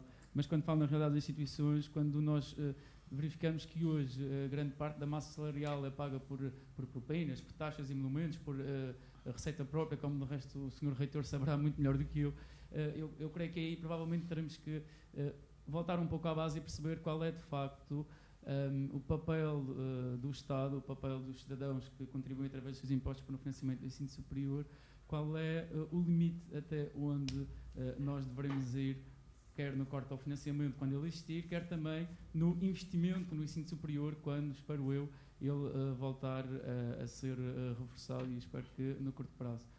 Porque o que me parece aqui é que nos últimos anos perdeu um pouco a noção de qual é a baliza, ou seja, de qual será eventualmente o mínimo aceitável, ou quais são as obrigações do Estado em relação ao ensino superior, nomeadamente quando ele é encarado como não uma despesa, mas um investimento, e creio que todos aqueles que aqui estão certamente encararão a despesa no ensino superior dessa forma. Depois a pergunta que tinha para a doutora Graça era no fundo para tentar compreender como é que se pode de facto potenciar o investimento privado, porque eu compreendo quando aqui trazemos a questão das percentagens e das comparações à Europa e aos Estados Unidos. Aliás, ainda ontem saiu uma notícia de uma doação de 400 milhões de um antigo estudante de Harvard à própria instituição, e 400 milhões que bem fariam à Universidade de Lisboa, certamente. Mas isto para dizer que eu creio que a grande dificuldade aqui é perceber como é que podemos incentivar a que essa realidade venha a acontecer.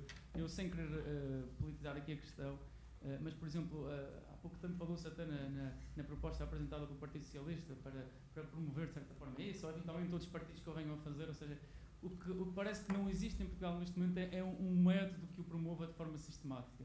Nós falamos muitas vezes nas associações de antigos alunos, mas parece-me que ainda estamos muito longe do potencial e, pelo menos no meu caso, eu creio que faltam respostas sistemáticas a esse problema e como é que nós de facto podemos fazê-lo, porque não parece que esse caminho possa ser traçado apenas com base em doações privadas, eventualmente terá que passar também por empresas. Eu vou já terminar, quero apenas deixar aqui uma nota final muito breve sobre o tema mesmo, o futuro e a universidade. O que me parece hoje, e da experiência que tenho, quer na saúde, quer na área da participação democrática, quer na área do ensino, é que o país corre o risco de caminhar a duas velocidades muito distintas.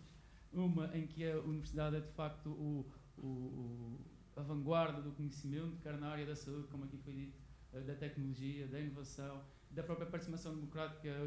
Grande parte dos movimentos que hoje existem em Portugal, ou dos novos partidos, têm sido fundados por investigadores, por pessoas ligadas à ciência, e depois temos um país lá fora que parece caminhar a uma velocidade muito mais lenta, e para além do desafio que tem hoje a universidade de promover essa inovação, parece-me também que está na hora da universidade assumir um meio termo, ou seja, quem faz a universidade, quem ela pertence, os estudantes, os docentes, os investigadores, perceber também que o país precisa de respostas imediatas para o presente e que são essas respostas que de resto farão com que estas duas velocidades se aproximem, porque caso contrário nós corremos o risco de ter um país dentro das instituições muito diferente daquilo que temos lá fora. Muito bem. Muito obrigado pela sua intervenção, foi longa, mas há duas questões concretas. Uma sobre a questão do investimento privado, não sei se a professora Graça Carvalho quer desde já responder a esta questão que foi colocada.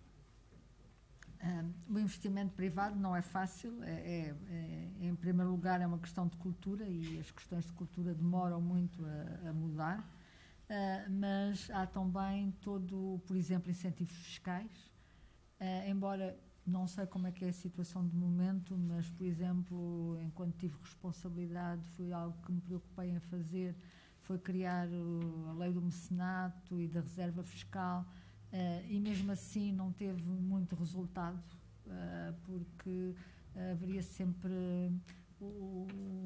há outro tipo de incentivos e havia outras preocupações das empresas, e poucas utilizaram o mecenato, mas eu penso que é algo que ajuda a ter um enquadramento fiscal que promova. Eu penso que também uma das razões que nós temos pouco é que infelizmente não temos um setor privado muito, muito forte como gostaríamos de ter, não é? E, portanto, também quando o nosso setor privado crescer, se tornar cada vez mais forte, uma economia mais forte, que todos esperamos que isso aconteça, eu acho que também se vai aproximar e criar mais as condições desse setor se aproximar dos centros de saber e das universidades. Nós temos em Portugal 2 casos que são emblemáticos, uma é a própria Fundação Gulbenkian e outra a Fundação Champalimaud, portanto, de financiamento privado para a ciência e para a cultura, e, portanto, era bom que mais casos como estes, e nomeadamente para as universidades, fossem aparecendo. Mas, para isso, cultura, condições fiscais e regulamentares, e também termos pessoas que tenham possibilidades financeiras de o fazer e, portanto, um setor privado forte e crescimento económico para que isso possa acontecer. Em relação às 2 velocidades, eu concordo que há uma dicotomia entre a universidade e o resto da sociedade, mas eu não acho que se deva abrandar a universidade para se aproximar do resto. Eu acho que a universidade se deve abrir cada vez mais ao resto da sociedade e incentivar que o resto, portanto, acelere também esse processo de modernização, de uma maior entrada na sociedade do conhecimento e acompanhe mais a universidade. Portanto, haja uma maior ligação e não abrandar o desenvolvimento que as nossas universidades têm tido.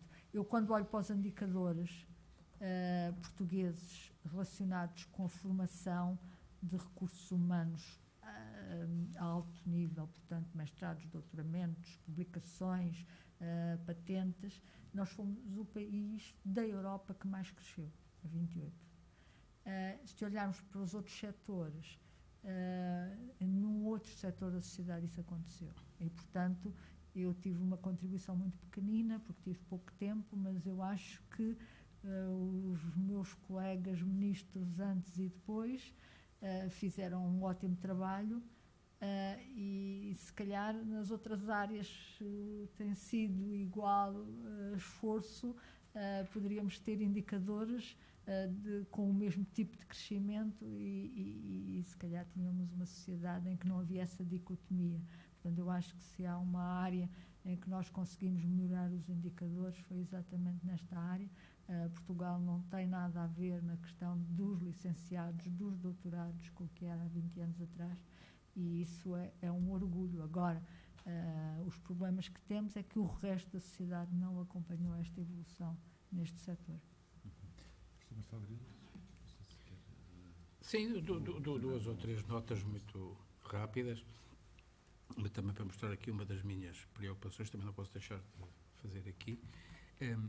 Este aspecto que levantou, o Estado foi além do que devia na contenção orçamental. No fundo, a sua pergunta era essa, não é? Foi ou não foi?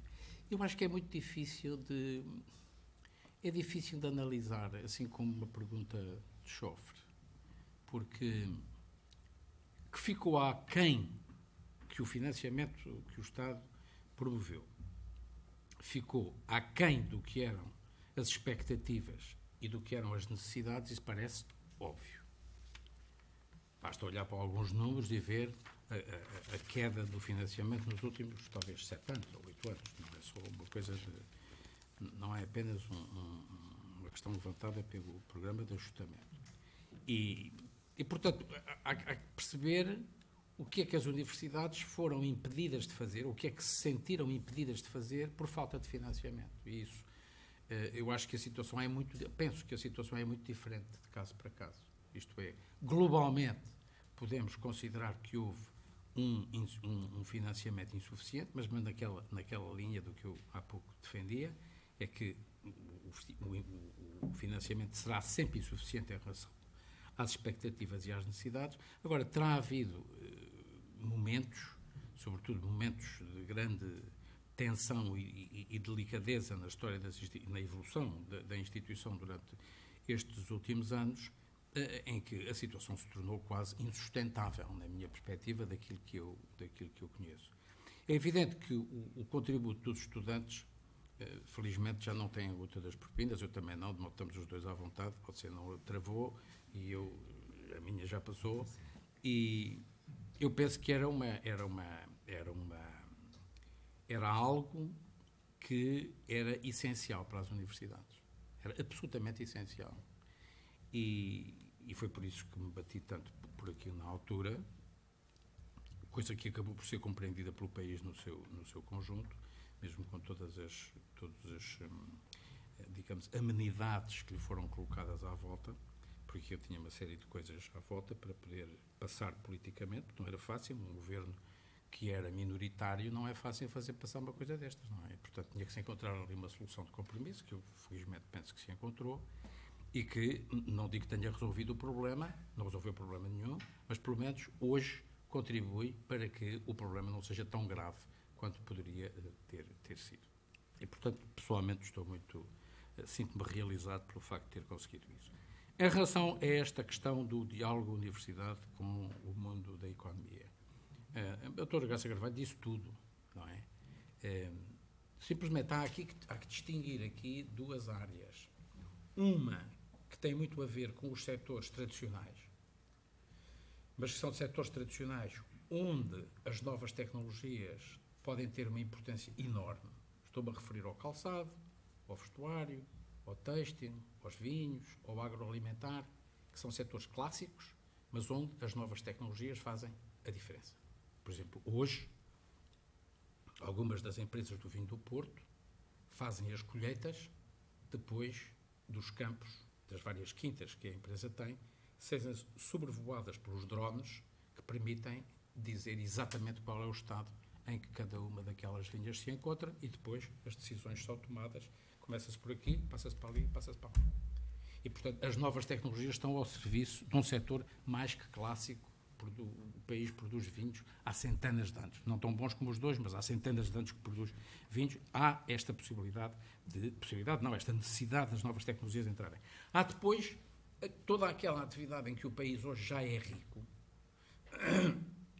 que é o das novas tecnologias como instrumento ao serviço da economia e em que a própria tecnologia faz a empresa, produz o serviço ou o software ou aquilo que for e que a universidade que a universidade acaba muitas vezes por ser incubadora disto. E aqui passamos de uma universidade motor auxiliar do desenvolvimento para uma universidade motor do desenvolvimento. E esta é uma grande diferença em relação ao que eram, por exemplo, os anos 60, em que se dizia muito aquela coisa de que a educação e a formação de recursos humanos avançados não é por si só criadora de riqueza. Hoje é, porque as pessoas têm uma capacidade para, se nós formos ver, vamos ao técnico, por exemplo, ou vamos à Universidade do Porto, ou vamos a Coimbra, não quero individualizar, e há imensas iniciativas de criação de empresas que hoje exportam e que têm prestígio internacional e que fazem a gestão dos comboios da Holanda e que fazem uma parte da gestão do metro de Londres, enfim. São empresas que nasceram essencialmente do conhecimento e da capacidade que os próprios universitários têm. E isto, digamos, pode-nos pôr numa pista de um país diferente. Portanto, alguns investigadores dizem uma coisa que eu assumo como... Ao país falta-nos um produto banal. Na área das tecnologias falta-nos um produto banal. Quer dizer, um produto como teve a Nokia, não é? Que começou a fazer estas coisas pequeninas e tal, e isto depois custava 50 euros ou 40 euros, ou não sei o que. É um produto banal. E aquilo faz-se aos milhões. Nós não temos nenhum produto desses neste momento. Quer dizer, o que temos como produtos banais continuam a ser o calçado. O calçado não é tão banal porque é o segundo calçado mais caro do mundo, não é? Depois do italiano. Simplesmente esses têm uma estratégia. O calçado tem uma estratégia, a associação chamada APICAPS tem uma estratégia muito bem definida em relação ao que quer fazer. E tem teve a possibilidade, por exemplo, de compensar inteiramente através da exportação aquilo que foi a queda do mercado interno. E fê-lo de uma forma intencional. Gastaram milhões em marketing e em presença, por exemplo, em feiras nos Estados Unidos e no Canadá, mas conseguiram. E, portanto, esta ideia de que os setores tradicionais são os setores que a gente não deve... Os setores tradicionais são fundamentais para o Bangladesh. Basta ver o relatório do Porter aqui há 20 e tal anos, está lá tudo. Não é? Quer dizer, o Porter não era aquele lunático que as pessoas pensavam, nem era aquele conservador que as pessoas diziam, este tipo veio cá dizer-nos que nós devemos fazer aquilo que já fazemos. O que temos é que o fazer bem feito. Não é? Penso que aproveitando aqui ou abusando deste estatuto de moderador, uma questão, há pouco quando referia que podíamos correr o risco de colocar o debate numa coisa muito conjuntural, eu creio que esse debate deve ser colocado nos termos em que o professor Eduardo Marçal Grilo colocou quando falou no início da sua intervenção na complexidade crescente e na questão da imprevisibilidade e da gestão da imprevisibilidade. E, o que remete para um tema que é fundamental para a boa gestão dessa imprevisibilidade, que é a consistência intertemporal das decisões, ou seja, a necessidade de nós sabermos preservar aquilo que é a continuidade do que é bem feito, para que as decisões que vamos tomando não sejam, ou não aumentem a imprevisibilidade que está associada à complexidade dos fenómenos. Não estou a sugerir nenhum pacto político de regime, mas eu creio que a ideia de que há coisas que são bem feitas e que devemos continuar a fazê-las e não procurar fazer tábua rasa, dá-nos argumentos para nós podermos gerir bem a imprevisibilidade, porque as decisões têm que ser consistentes ao longo do tempo e ao longo de um tempo que atravessa legislaturas diversas e responsabilidades políticas diversas. Essa é uma questão que eu creio que é importante, até porque quando a professora Graça Carvalho referiu a questão da importância que nós devemos dar à criação de condições para o investimento privado, com o qual eu também estou de acordo, não se esqueceu de referir a importância disso num contexto que é de reforço da autonomia da universidade e também de libertar a universidade do excesso de burocracia, de trabalho e de administrativo que lhe está associado, apelando a um aumento da confiança, da responsabilidade das universidades e da sua autonomia, e voltando ao slogan do professor Marçal Grilo, deixem-nos trabalhar. Deem-nos condições para nós trabalhar, porque é isso que nós queremos de facto fazer, o que mostra, digamos, a importância, uma vez mais, de processos de decisão que sejam conhecidos, não digo antecipadamente, mas pelo menos que haja alguma manutenção. Faço este introito para introduzir uma questão que me parece muito relevante naquilo que também já aqui foi discutido, que tem a ver com conhecimento aplicado versus conhecimento fundamental, e o professor Marçal Grilo, quando mostrou também alguma preferência pelo conhecimento fundamental, não deixou de referir a importância da relevância desse conhecimento e da sua demonstração. E o que me leva para uma questão que a professora Graça Carvalho conhece muito bem, que é o tema, digamos, do Horizonte 2020 e do pacote e do envelope de financiamento que nos espera nos próximos anos, e da eventual existência de situações que nos colocam numa situação de imprevisibilidade. Por exemplo, quando nós falamos nos projetos de IRC, não há qualquer espécie de dúvida que a ideia do risco, da inovação, do conhecimento fundamental é o que está presente. Mas quando nós olhamos para os societal challenges e quando olhamos para o conjunto de programas, todos eles são desenhados a pensar no impacto. E esse impacto remete para a transferência de conhecimento e, sobretudo, para o processo de coprodução de conhecimento, em que as universidades estão envolvidas, ou as unidades de investigação, estão envolvidas com as próprias empresas nessa produção. E a questão que se coloca é, num país que necessita de dar resposta em termos de candidaturas aos desafios que são colocados, nem sempre os sinais que nós podemos dar para dentro das nossas universidades são claros e nem sempre os apoios que nós temos estão bem identificados para nós sabermos em cada momento onde é que está o risco e a inovação e onde é que está o impacto e a transferência de conhecimento, pensando nas patentes e pensando, naquilo que é a inovação aplicada diretamente ao tecido empresarial. E, portanto, eu creio que também nesta matéria há talvez, por parte, neste caso dos governos e por parte da Comissão Europeia e por parte, concretamente, dos nossos responsáveis, a necessidade de uma maior atenção àquilo que são os sinais que são dados por estes programas europeus e como é que nós podemos responder a eles. Eu gostaria que comentasse. Achei muito interessante porque, na verdade, o Horizonte 2020 representa uma profunda mudança em relação ao Sétimo Programa Quadro. O Sétimo Programa Quadro era um programa mais simples para um utilizador, mais simples no sentido de perceber o objetivo. Era complexo do ponto de vista administrativo e o Horizonte 2020 é ao contrário. O Horizonte 2020 é mais simples do ponto de vista administrativo, mas como é um programa muito maior e um programa que tenta cobrir a parte da ciência e a parte da inovação, dividido em 3 grandes pilares, cada pilar com um objetivo diferente, portanto é importante percebê-lo, porque ele na verdade, completamente diferente do 7º Programa Quadro. Primeiro, eu não faço muito a distinção entre ciência aplicada e ciência fundamental. Eu acho que há boa e má ciência e que é a ciência e depois a aplicação na prática dessa ciência que conduz à inovação, que é, no fundo, o essencial do que devemos, no fundo, procurar com o Horizonte 2020.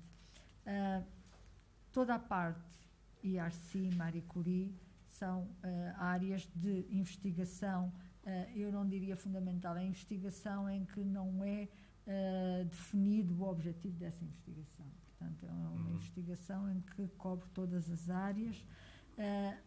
O segundo pilar é um pilar que tenta resolver a questão da passagem para a economia através dos processos industriais e da escala piloto e da demonstração, como eu já expliquei, que são feitas pela primeira vez e que têm dificuldade em ser feitas só com financiamento privado e, portanto, tem aqui um complemento de financiamento privado e financiamento público.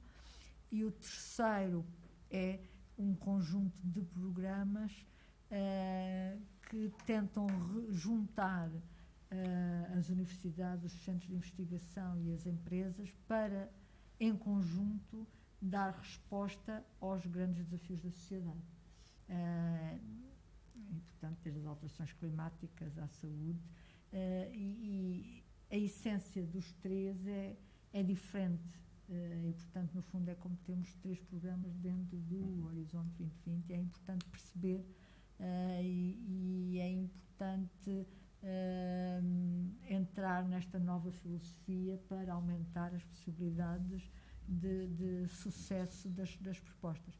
Por outro lado, o Horizonte 2020 tem sido vítima do seu próprio sucesso, porque houve mais divulgação, as pessoas conhecem muito mais o Horizonte 2020 do que conheciam o 7º Programa Quadro, portanto tivemos um número muito grande de pessoas a concorrer, de novas pessoas a concorrer, porque isso foi uma das nossas batalhas, foi que não fossem sempre os mesmos, abrir, widening the participation, e tanto abrimos a participação que nós agora temos um número muito elevado de participações, o que é bom, só que como o financiamento aumentou de 50 para 80, mas não aumentou o suficiente a par, os novos e as pessoas que estão a concorrer aumentaram muito mais, estamos com taxas de sucesso baixas, se calhar demasiado baixas para o trabalho que dá a preparar propostas, portanto não estamos a ser capazes de financiar todas as propostas boas e que as pessoas puseram muito esforço. E, portanto, estamos a estudar formas de, em conjunto, por exemplo, com os fundos estruturais, de haver aqui sinergias para que parte dessas propostas que sejam boas possam, nas regiões que têm fundos estruturais, ver uma forma simples delas serem financiadas pelos fundos estruturais. Portanto, é isto, no resumo, que se está a passar com o Horizonte 2020. Eu nesta fase dos debates, lembro-me sempre do presidente Kennedy, no discurso que fez em 20 de janeiro de 1961, quando ele tomou posse, em que disse aos americanos: não perguntem o que a América pode fazer por vocês, mas sim o que é que vocês podem fazer pela América. E aqui, relativamente à investigação, e à Europa, e ao país, e às nossas instituições de investigação, e às universidades, etc., nós interrogamos-nos sempre muito o que é que o Estado pode fazer por isto. E eu agora ia-me colocar na situação ao contrário. O que é que cada um de nós pode fazer por isto? O que é que cada um pode fazer pela investigação, pela instituição onde está, pela instituição em que trabalha, pelo país que é o nosso e pela própria Europa, não é? Porque a gente tem aqui uma espécie de pertença múltipla, não é? Quer dizer, uma pessoa como eu, que nasci em Castelo Branco, eu considero-me um hobby castrense, gosto muito que me chamem Beirão, sou português, gosto muito da Península Ibérica, gosto muito da Espanha, portanto também sou um iberista, com aspas, e também sou um europeu, também me considero um europeu. E, portanto, esta multiplicidade de pertenças deve-nos levar a pensar o que é que a gente pode fazer por isto, não é? Quer dizer, qual é o papel, o que eu sei, o que eu sou capaz de fazer, as relações que tenho, a instituição que dirijo ou que não dirijo ou que sirvo, o que é que nós podemos fazer? E eu acho que essa é uma questão que os portugueses colocam normalmente mal. Quer dizer, a gente ouve os debates, eu deixei de ver televisão há muitos anos, e só vejo assim umas coisas, jogos do Sporting, então, vejo pouco. Grandes sofrimentos, grandes motivos de grande sofrimento. E o que é bom para dar uma certa adrenalina. Mas nos debates televisivos, por exemplo, há esta perspectiva do que é que a gente pode fazer está muitas vezes ausente. Está ausente. Quer dizer, é uma entidade mítica, não é? Esta crise, não sei se estão de acordo comigo, mas esta crise trouxe uma coisa muito importante às pessoas. É que as pessoas perceberam que o dinheiro do Estado era deles. Perceberam? Eu acho que perceberam. As pessoas deixaram de imaginar aquela coisa fantástica, não sei se à doutora Graça aconteceu isto, mas eu recordo-me, por exemplo, nas discussões do orçamento no Parlamento, a grande questão era os deputados quererem sempre que a gente gastasse mais. Sempre mais. Sempre mais. Fazia-se um pavilhão, queriam fazer 3. Depois queriam fazer 4. Faziam-se de 100 km de estrada, faziam-se fazer 200. Quer dizer, era sempre uma coisa de uma corrida para a frente. E porque o dinheiro vinha de uma entidade mítica, não é? Que não era dos nossos impostos. Quando as pessoas percebem que isto é dos impostos, eu julgo que, eu não digo a mentalidade, porque não só terão mentalidades assim tão rapidamente, mas pelo menos a forma de olhar para as coisas é natural que tenha mudado, e nesse caso mudou para muito melhor. Que é as pessoas perceberem que os recursos são limitados, que o dinheiro do Estado é nosso, fomos nós que o demos, foram os nossos impostos, e, portanto, não podemos exigir do Estado coisas que ele não deve dar, e há coisas que nós somos capazes de fazer.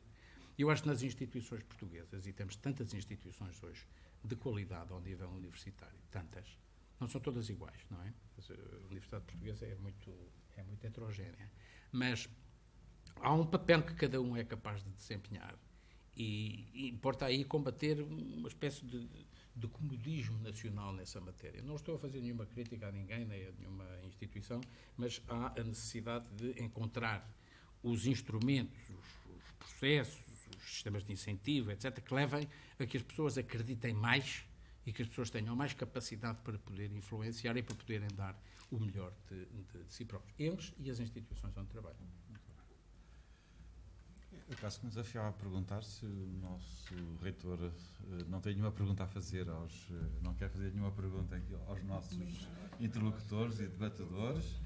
Eu estou a imaginar que nós estamos a aproximar-nos da hora de final, que é essa a regra relativamente a estes debates.